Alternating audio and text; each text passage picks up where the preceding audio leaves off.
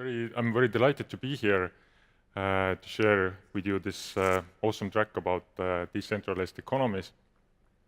And my true belief is that this decentralization is a really huge part of our future.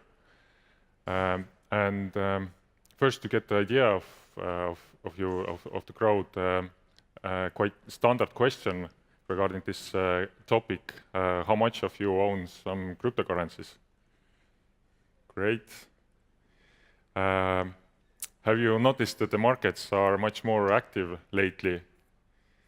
Yesterday was a really happy day. Markets were quite green. Today is not so happy again. The markets are the market price actually doesn't show the real what happens really in the economy. It's really tied more to the speculation. And if you look many other numbers from crypto economy, for example, active users, investments, what have went into it, usability has improved a lot, especially during the last year, which was, in a market sense, market crash. But every other numbers, except the market price, have been increased stably. And there is a lot of work is going on underlying behind the doors. And today, next 3 talks are coming straight from inside crypto economy. The first talk will be about tokens. What is this mysterious thing, token, actually? How we can use it? The second talk will be about investor and investment side of tokens. And the third talk will be more machine side of tokens. The first talk is brought to you by Chris Ward, who is technical writer and journalist interested in emerging technologies and how humans can interact with them. And he currently works for Ethereum Foundation with Consensus and many other technical projects. So, Chris, stage is yours.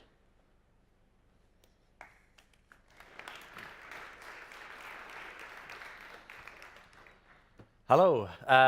As already mentioned, I work with the Ethereum Foundation and also Consensus, which is a kind of commercial company that works with Ethereum too.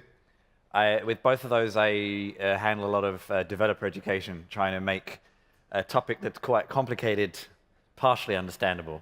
And that's what I'm going to attempt to do in this talk. I'm something of a blockchain and Ethereum pragmatist. I'm not going to tell you it's the solution to everything. It isn't. And that's actually part of this talk, is to show you that there are certain use cases where it works very well and certain where it doesn't. But through that, I'm also going to do a little bit of a thought experiment and take tokens to an extreme, and we can see if that world is interesting or crazy or a bit of both. So, first, this doesn't seem to be working.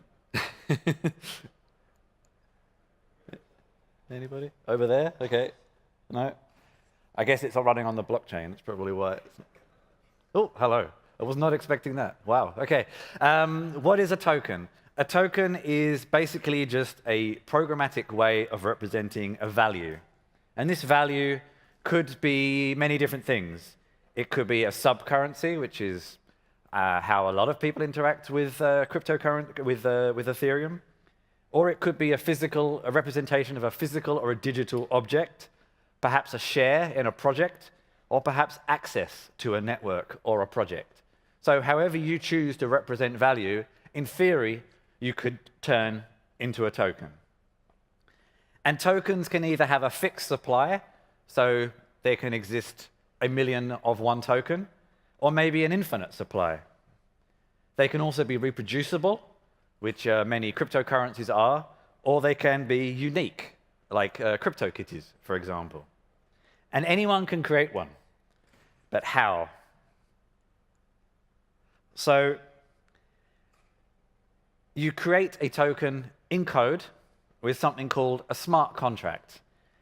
And this contract sets out the parameters and functions of the token, and then the types of tokens that you can create and the standards they follow in the Ethereum world anyway, but it's similar in many of the other blockchain worlds, have particular token standards, which the community, and Ethereum is a very open community, and this gives me a good opportunity to say, whilst I work for the Ethereum Foundation, if you have questions about how it runs, I don't necessarily know, because it's a very decentralized organization as well. It's a very community-led organization. A lot of decisions are made by the community and voted on. So we have proposals for new token standards, and these are called Ethereum improvement proposals. And there are currently actually only 4 accepted token standards and a lot of drafts, which may become standards at some point.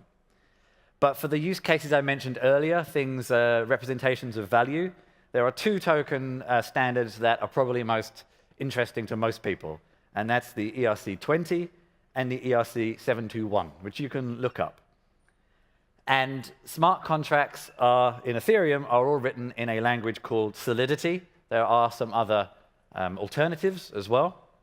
And actually, just to give some, whilst I was born in London, I actually currently live in Berlin, which is where most of the Solidity development team are, actually. So now, I don't know if I'm going to be the only person at this conference. I'm going to show code. Here we go. Yeah. I kind of want to laser point, but it means go all the way over. So maybe I'll just gesture. So this is the token standard for an ERC721. This is a unique token to represent a digital or physical asset. For example, CryptoKitties, which is kind of the most well-known example, used this standard. And what this means, it sets out a variety of interfaces to the token that are expected. Anyone who's familiar with code will see things like function. So this just sets out what it expects, but how you implement each of these is kind of up to the programmer. But just to give you a rough idea, to show that it's not as intimidating as it may first look, we have things like a name and a symbol. This is pretty self-explanatory. This could be mountain goat, MG, for example. Then we have the total supply, how many exist. Then we use things like balance of to find the balance belonging to a particular address, to a particular owner. In Ethereum parlance, this is often a wallet. It's like your wallet in your pocket has an actual address, and you can check the balance of it. The owner of is the owner of a token. And then we have things like approve to give authority to transfer tokens between owners. And the reverse of that is take ownership. Transfer is the actual transfer. Token of owner by index is a little more specific and not used so much. This is kind of referring to a specific token in a particular place. Then we have things like metadata. This could be absolutely anything. Transfer and approval. And these are the basic standards that have to be in an ERC721 token. How you implement these is largely up to you. And Solidity is Solidity is an interesting language to learn because it's the way Ethereum works means it's a very restricted environment. So you actually have to be very, very careful about the way you create a token because any bad code can cost you or users quite a lot of money or tokens. So what? I think we kind of understand maybe what a token is so far, hopefully, but what could it mean? So let's take this to an extreme, my extreme thought experiment. And it's just an experiment. I do realize before you ask any questions later, there's many, many flaws with this experiment. It's just a thought experiment. So there's currently lots of tokens. I've been to many events where you see people promoting tokens for all sorts of things, investing in property, for fan clubs, for TV, naturally pornography, it is the internet, and so many other things, some of which are wonderful uses of tokens, and some of which are frankly terrible ideas. But that's what happens when you have an open community. But every scene sometimes needs its period where everyone tries crazy ideas, and then At some point, it starts to thin out, which is actually what is kind of happening in this space at the moment. All these individual tokens in isolation don't really actually help that much kind of resolve this decentralized finance idea. Because basically you just end up with a wide variety of ecosystems that you all need to invest time and effort into. If every publication, every website you visited, every community that you're a part of, every artist you wanted to support, and every service you wanted to have access to has its own token that is all in its own little area, that isn't really progress. It just makes us kind of in the same situation we are right now with all the subscription services that we currently subscribe to. And we now have subscription overload. So having lots of different tokens in lots of different services is really basically the same as this. So where this starts to get interesting is where we combine these token-based communities with something called a decentralized exchange, and everything can become a lot more interesting. So what is a decentralized exchange? So these are some of the examples. There's many others. So one of the main areas you've probably heard of cryptocurrencies or tokens is through the speculative value. We had the intro about how the values has gone up and it's gone down, and et cetera, et cetera. In my opinion, while this is how many technical projects fund themselves, I actually personally find it a bit of a distraction from the technology, which is what I find the most interesting aspect. And I find this a distraction for two reasons. Money and value, whilst they make the world go around, are always a distraction. It's always a focus. And the speculation at the moment mostly happens in centralized exchanges. So yet again, all the tokens are basically being held in one place. And there are hacks. There have been many high-profile hacks, one very recently. And again, you're putting a lot of power into one person or one company again. So what's the point?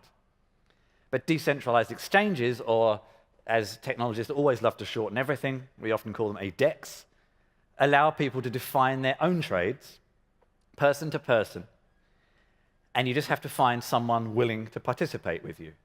But then also these DEXs tend to have something they call an oracle, which is generally an automated form of service that will give you an indication if the exchange you're making is a good one based on other exchanges, based on rates from other exchanges, based on other information. For example, the weather can have an impact on certain values because it affects the economies of certain countries, etc. Now this, if you think about what you learned in history, about barter systems in the past, it sounds somewhat similar. If a farmer or I'm not entirely sure what this person on my left is, but we'll call him a farmer, agrees with a baker or a fisherman that one chicken is worth 10 loaves of bread, then they make an exchange. Somewhere along the way, this process became more abstract, and we had the invention of currencies, and a centralized authority said that this euro is worth 10 euros, and everyone else agrees. But in the past, we would kind of do these more values were sort of person to person with an idea of a market. So the new token economy coupled with decentralized exchanges starts to kind of reintroduce this old concept a little bit, but as is typical with new technology, at a speed and a scale we've not seen before. So let's take this to another extreme example. Say you're active in a football fan community that is funded with tokens, and I have 10 tokens. I decide that I want to have some influence in a flower-growing token community, but I don't have any flower-growing tokens. So I go to a DEX, I find someone who's looking to do the opposite, we agree on a fair exchange, and now I have influence in the flower-growing community, and they have influence in the football fan community. Let's take this even further to another extreme, 5, 10, 15 years maybe. What if your landlord, who rents your apartment to you, has a landlord token, and your supermarket has a supermarket token? Again, via these exchanges, we all agree that the tokens we've earned in these various places are worth a certain value in other communities. And then thanks to the different ways that many token-based projects work, you could actually earn these tokens in many different ways, be it through work, participation, a stake, like owning a share, or even your knowledge. There are many kind of token-based economies that you earn them in different ways. And then you could start matching the value across ecosystems. But one of the criticisms of pretty much every cryptocurrency right now has often been that you can't really do anything with them on a day-to-day basis particularly easily. A short couple of years ago, there were some Bitcoin ATMs. They didn't really go anywhere, and a few stores, online and traditional stores, that accepted cryptocurrencies, but adoption has decreased. But actually, even since I wrote this talk, there was a big announcement last week from America where a service is now letting people pay in major American high street stores with cryptocurrencies. So maybe we're coming back to where we should have been a couple of years ago. And you can level this same criticism now at a lot of these token economies. For example, Steemit is a service where you get tokens for creating content and upvoting other people's content. And they claim to have paid out millions of dollars to content creators, which is very good and a great thing that content creators get paid, but it's still hard for people to extract those tokens. This, if you're wondering, is an Ethereum address. It's actually a test address, so you can try and use it if you like, but if you want to send me €5.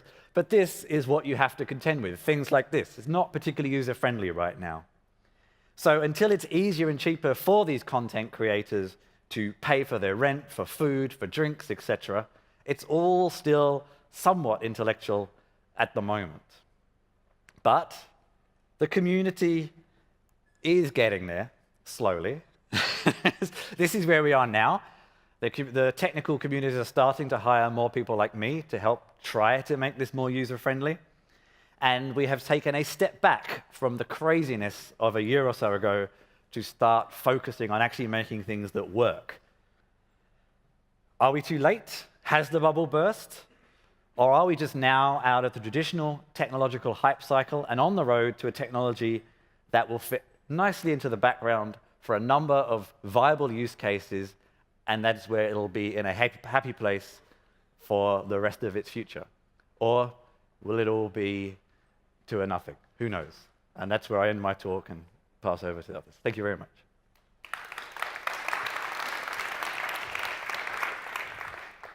Question. Oh, yes. You will do that. Thank you, Chris. I have, if you have any questions, then we have a QA round after the track in TransferWise stage. But I have one question for you.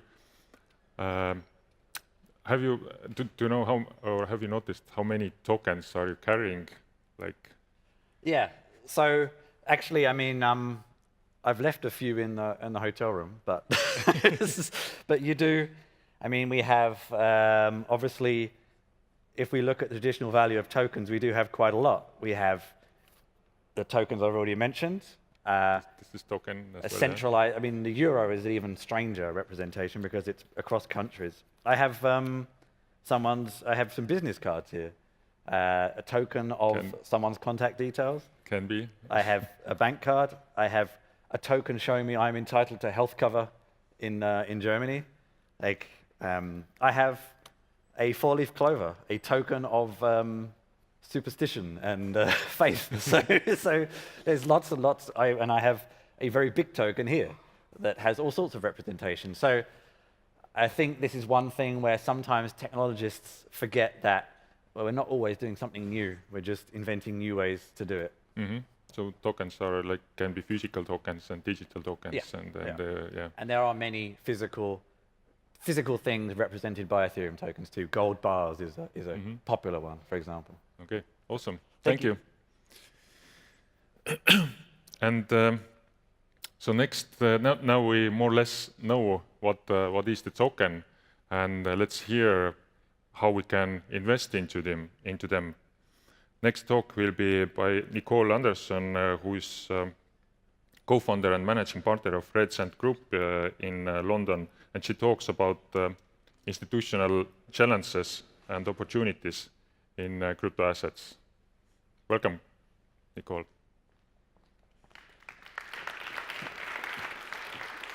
Thanks, Asse. So good afternoon, everyone. First time in Tallinn, and I don't have enough time here, which is a bad planning on my part, but what a beautiful city. So it's a great pleasure to be here. As Asse mentioned, I represent a company called Redsand. Redsand is a business based in London. However, we operate in a completely decentralized way with our resources and our team. What we do are two things. We are venture builders using blockchain as a mechanism for enterprise transformation. Now that sounds like a big deal, but really what it is we help existing companies reinvent their thinking and their processes because blockchain is perfect for that. So that's one side of our business. And because of our passion in the technology and wanting to serve the future interests of our clients, we found ourselves being drawn more and more into the world of pure crypto exposure. All right, how do we bring these two worlds together? So momentum grew, and we also now have an investment business focused on professional and institutional investors in crypto. And by that I mean we have an over-the-counter service, we have a trading desk, and we now, just very recently, have announced our market-making service, which helps us provide liquidity to other exchanges. So all in all, we have quite a broad exposure to what is happening in the world of professional investing in crypto. And so I think the most relevant thing for this audience, which I appreciate is very, very diverse, is the big so what question. Well, for us, I think the real impetus of the movement of institutional monies into crypto is signaling so many things. That is really a fantastic signal for crypto in terms of adoption, because along the value chain, that is those people that put up their hands in the audience, that's our money finding its way into a flow. And when institutional money moves into the market, it moves in big ways, right? So park the manipulation, did I say that, of the big exchanges, specifically over the last 48 hours. But actually, it's the big market move. It's the institutional investors that really shape any asset class movement. And it is going to be the same for crypto. So where are we? Well, I'm happy to say, about 12 months ago, I would have been squarely on your left-hand side, i.e. basically I spent my time knocking on closed doors in terms of professional investors. They all thought I was crazy. They all thought it was all nonsense. And we've safely moved into this middle zone where actually I get, and I'm sure my counterparts that are speaking today are faced with the same, there's a huge amount of curiosity, a huge amount of interest growing in the viability of crypto. And that's a very, very positive thing. There are a few players in the market that are fully passionate about the space, but really that represents less than 3% of the overall institutional and professional investor market. This study by Greenwich Associates is really validation of that. So they interviewed some of the more progressive investors globally, about 140 organizations, hedge funds, family offices, flexible capital, and asked, where are they in terms of, are they really seeing crypto as something that is meaningful for their clients? And a lot of it is client-driven, and a resounding 70% said they would be considering some mechanism to include crypto exposure in the portfolios or the fund structures that they either have in place or will be developing. And we've seen the flows really, really shift in terms of both volume and value. The average hedge fund, probably a single order, in our books, looks as probably about $200 an order. We can facilitate probably 5 transactions an hour for a single client. But we have seen upwards of, on the OTC space, upwards of hundreds of thousands of coins in a single order, which has its own challenges, and I'll come to that. So what are some of the movements happening in the market? These are proof points. These are signals that actually there are big names in the space that are committed to the space. And they're very varied. So Fidelity, I'm sure, probably the biggest asset manager, if not the biggest asset manager in the world, has made some very, very bold moves, not only looking at crypto exposure for their high net worth clients and some of their fund structures, but are also looking to support custodial services, right? Chris mentioned, you know, the challenge and the opportunity of decentralized and centralized exchanges. Professional investors, just like retail investors, have exactly the same thing. In fact, even more so, right? There is a lot more in terms of the holdings that they are required, and they are on behalf of their, they have the pressure, obviously, being a regulated entity very often. So custody is a big theme across any asset class, but specifically crypto. So Fidelity have come into the market to actually offer custodial services to their peers in industry. Citi have played in the derivatives market for a very long time, as probably most institutions have done, and they have developed a take on something called a digital asset receipt. So this is actually a financial instrument that is modeled on a derivative product of old, but it gives their current investors exposure to crypto. And this is predominantly because of the frustrating situation that many institutional investors who are only able to invest in securities under US law have when it comes to crypto. They're just prevented from actually investing directly. Morgan Creek is a really interesting example. So Morgan Creek is a digital asset fund, or has a digital asset fund based out of New Jersey and New York. And they have demonstrated that there is appetite not only from the more progressive investors, but actually some of the most conservative investors, and those are pension funds, right? So their 40 million fund, which is not a lot in anyone's terms, what is important is that their $40 million fund, which they launched last year, is completely oversubscribed by LPs who are pension funds, right? Some of the slowest, most conservative movers in the market. So I think that's particularly interesting. And then, who's heard of JPM coin? Please tell me someone has, okay. Okay, so yeah, this is JP Morgan's own stable coin. So a stable coin is a token which is pegged specifically against a major currency. So a lot of talk in this, you know, in the crypto world about JP Morgan's crypto coin. It's not a crypto coin, it's a stable coin. There's a vast difference. But since that announcement, just because it was JP Morgan, it obviously hit the wires for at least a month. No less than another 10 banks have actually announced their commitment to launching their own coin. Now, yes, it's predominantly for selfish reasons. They see the opportunity to undercut huge costs at a wholesale and a settlement level interbank, but nevertheless, the technology is catching on. Right, so the big thing, of course, and we are taught the topic today is about, you know, the importance of decentralized economies. The big challenge that a large incumbent or a traditional investor has when they look at crypto is this world does not operate at all in any of the paradigms that they are used to, right? And so the biggest issue and friction point I have is unpicking the mindset in terms of how they get into crypto.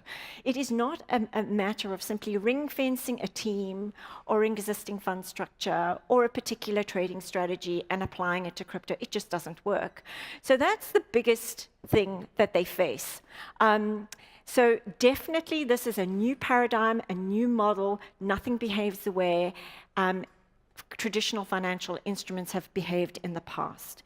The second thing to consider, and I think this is, you know, we'll talk about this at length today in our very short time with you, is the decentralized nature of the crypto assets. So actually getting their heads around where do these, you know, what is the origin of some of these crypto assets? and I'll come to the difference in terms of what I mean by assets.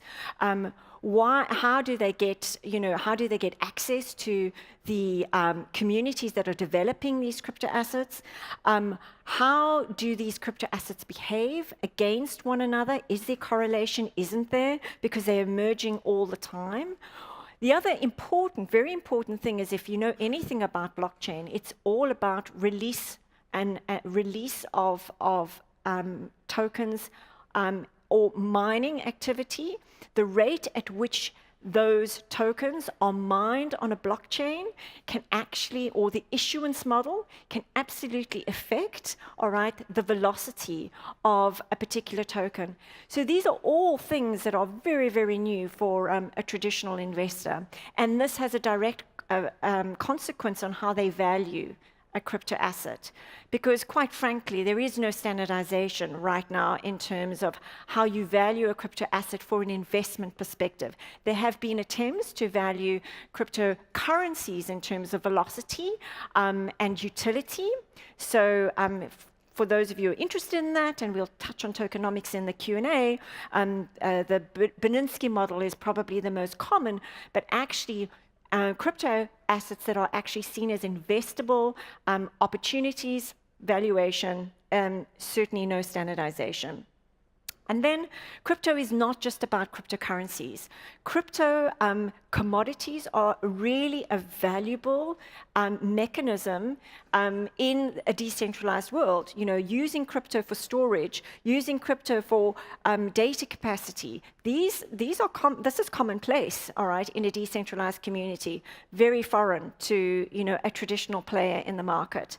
And then the exchange. Chris spoke about the exchange of tokens, right? The exchange of tokens for crypto assets. So this whole emerging world of exchange of value using the very technology that you want to exchange for.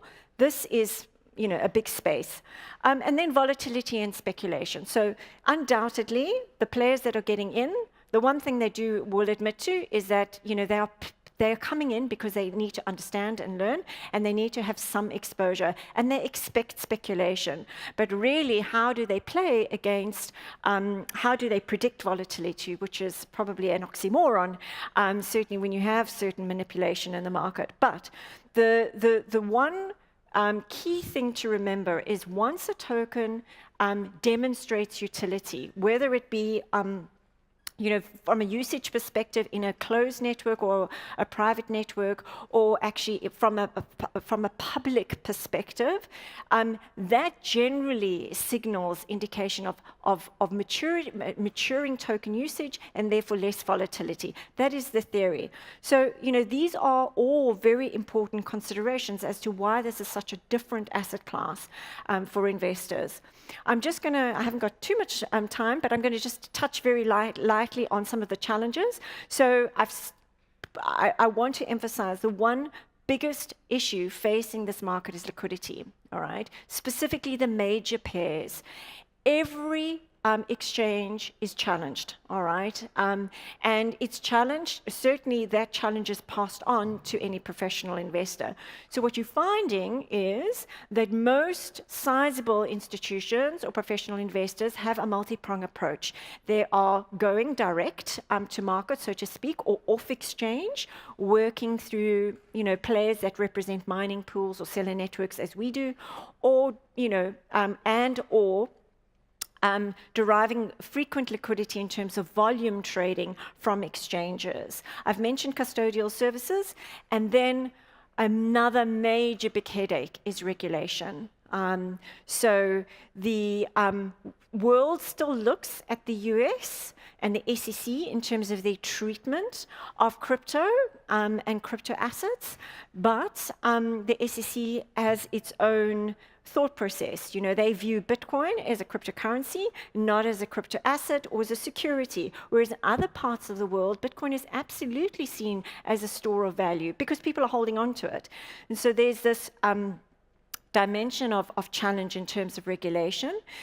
One thing I'd recommend for those who are enthusiastic about regulation, there was a paper released in the first week of April by the FSB in terms of the global patchwork of regulation when it comes to crypto assets. It's a 30-page paper, but it basically touches on every single country and their position in terms of crypto assets. It's a great read, I have to say, even though I'm not a regulatory fundi, but it's worth looking at if this is something that you are considering.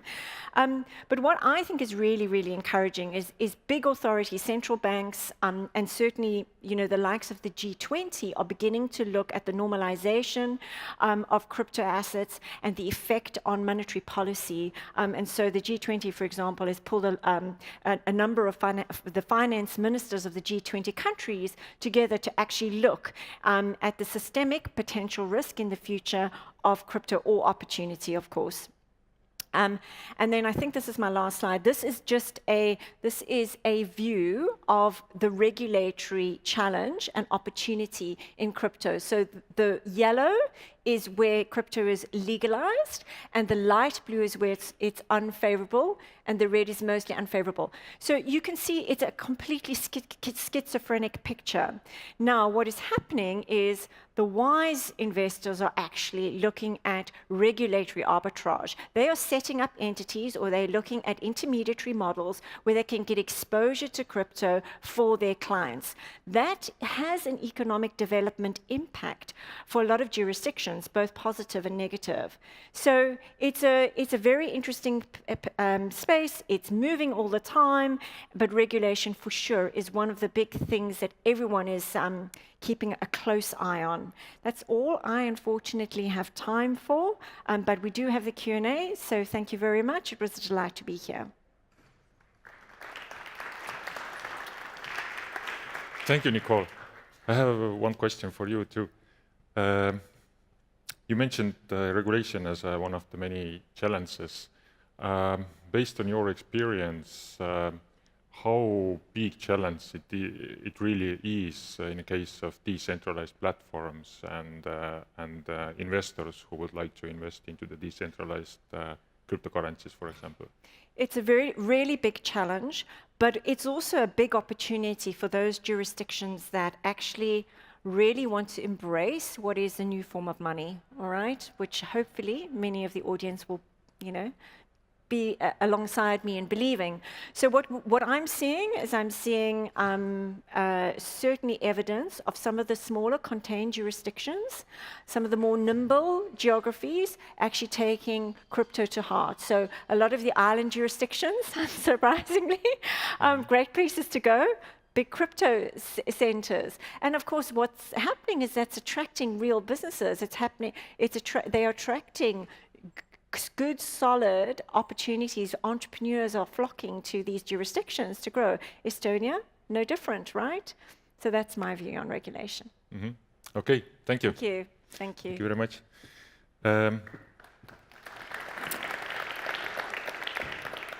So next talk will be Jane Burke, who's talking about more like machine side of tokens, really interesting way how to start business with a new concept totally.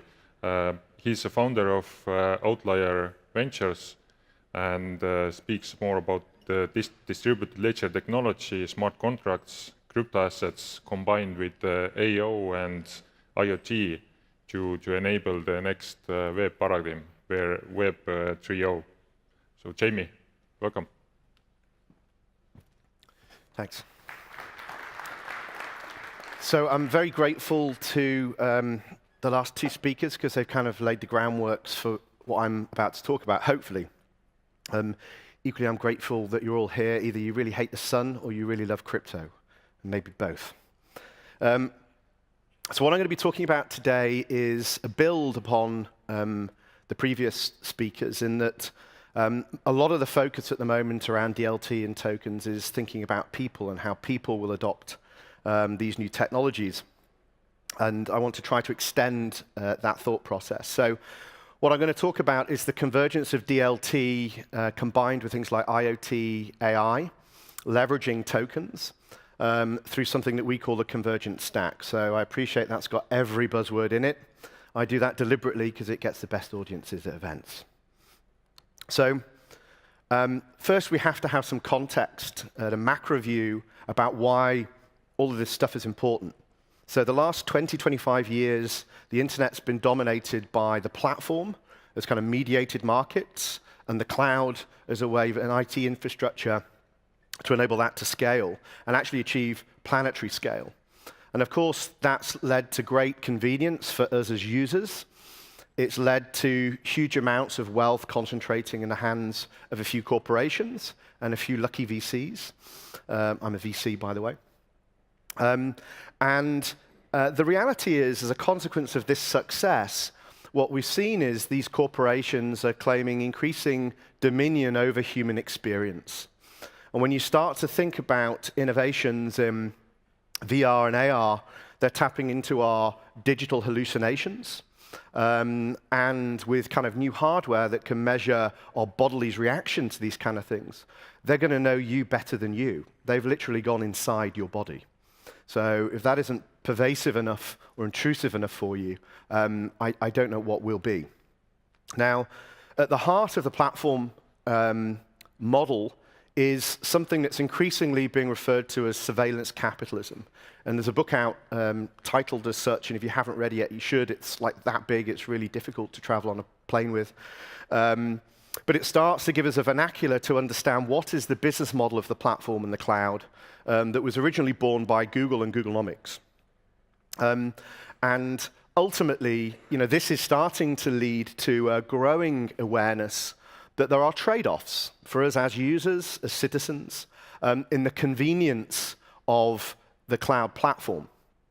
And whilst we're starting to see this kind of top-down fight back from states, at least here in Europe especially, and to a degree within the US, whereby the state sovereignty is being undermined as these stateless organizations that have populations bigger than most countries, certainly than Estonia, can pretty much do what they want, and they undermine the sovereignty of these nations. They undermine the laws that are trying to protect certain industries. They increasingly encroach upon the rights of citizens for privacy and data, and of course, they're very monopolistic. So, but if that wasn't enough, for all the things that I just mentioned earlier, it's starting to encroach on our personal sovereignty as it maps all of our behavioral experience and data.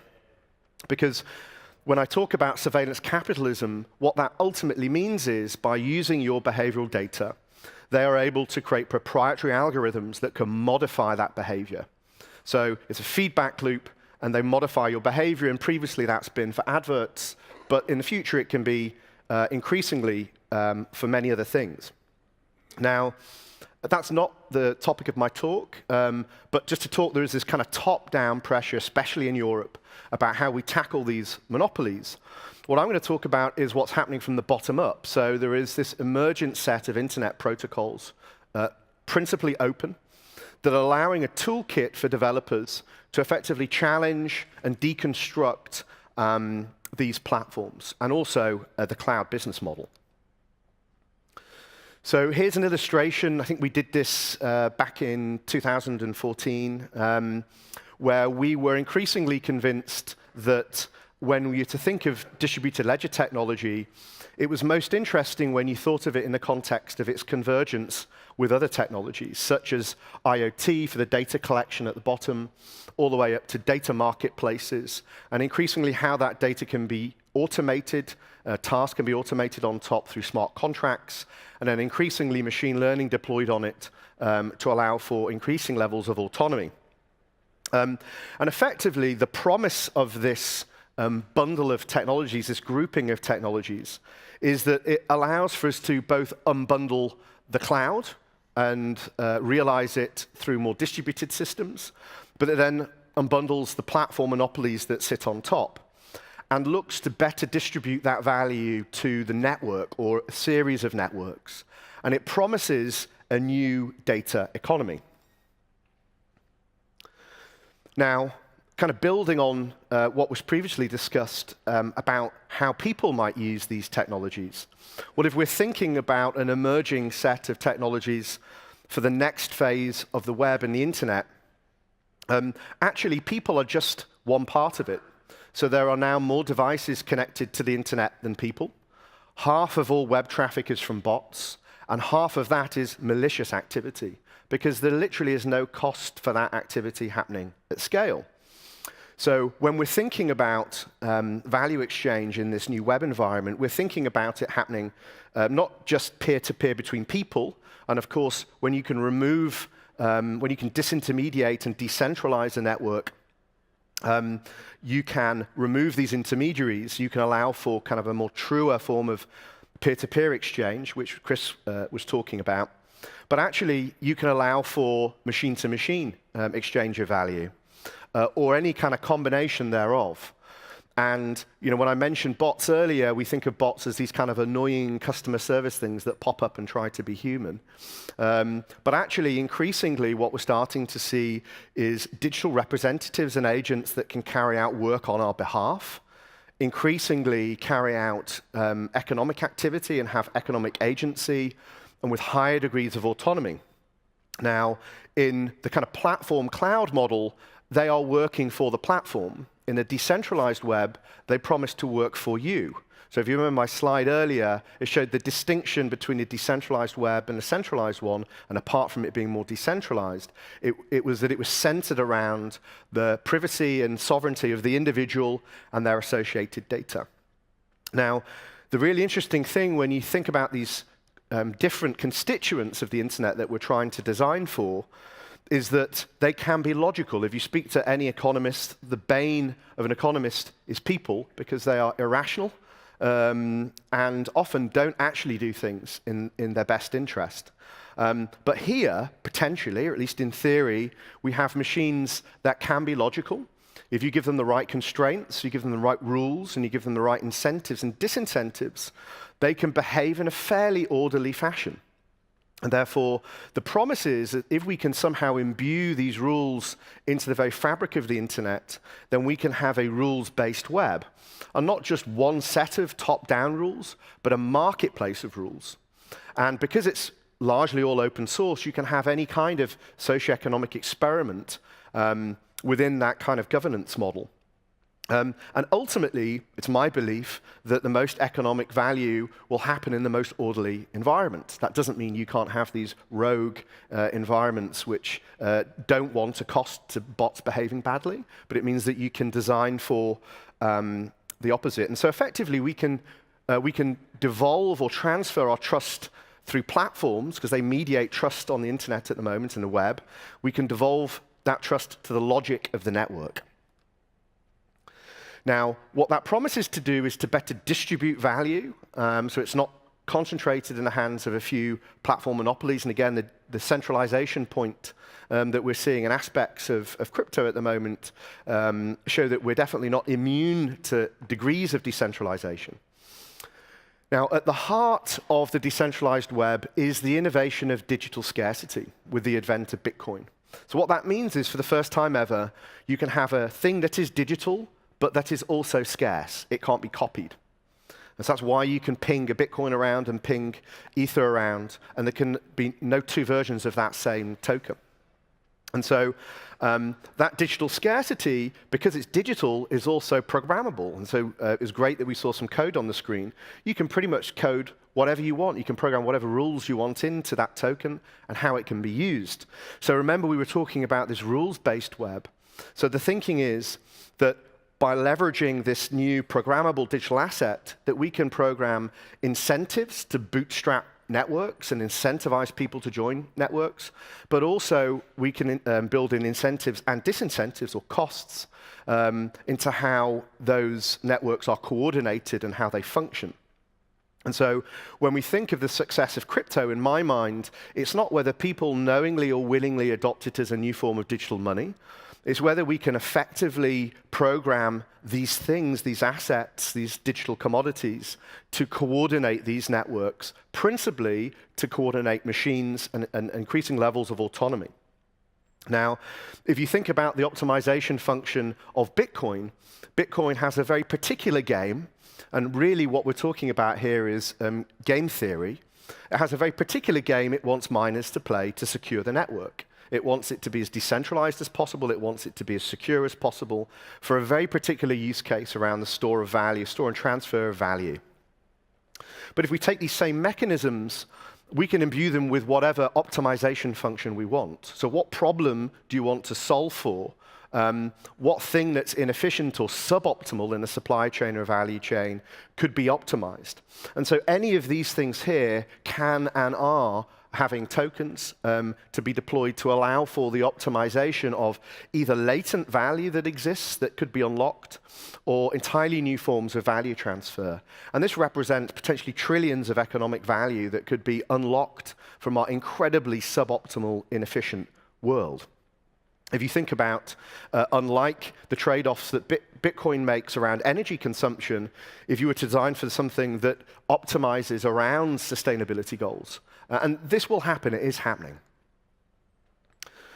So previously I showed you this visualization of our thesis that we created some time ago, which was very conceptual.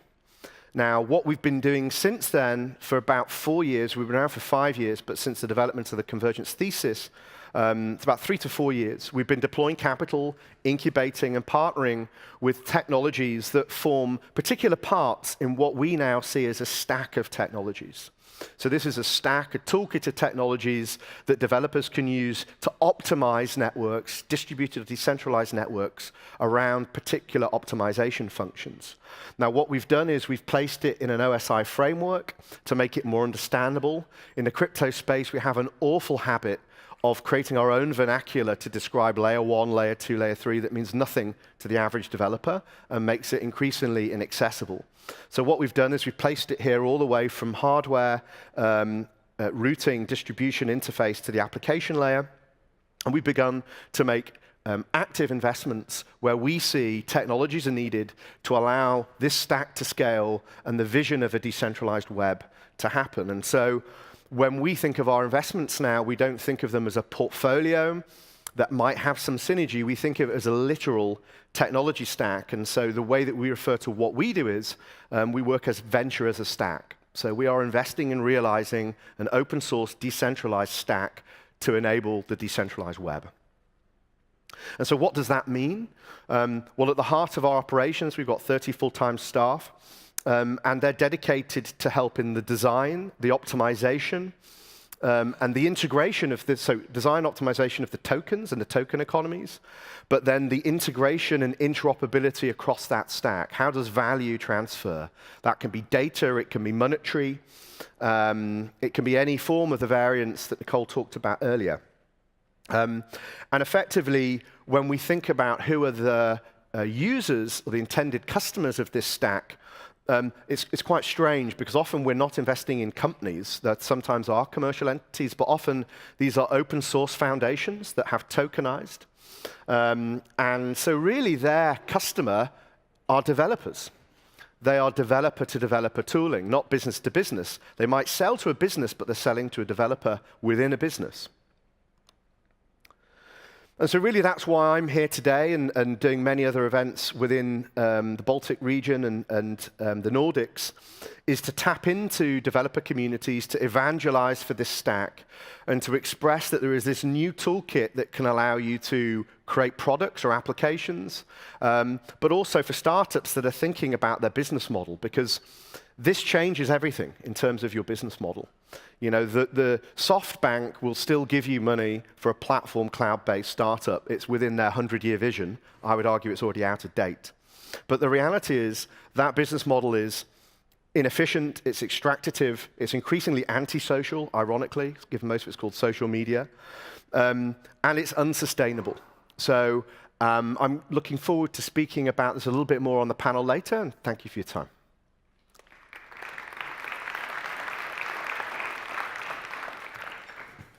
Thank you, Jamie.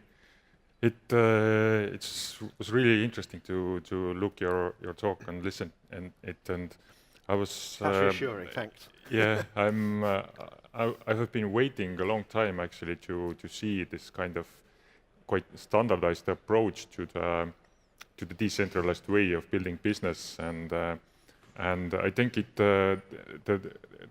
this possibility to build that way the business in a decentralized approaching haven't been.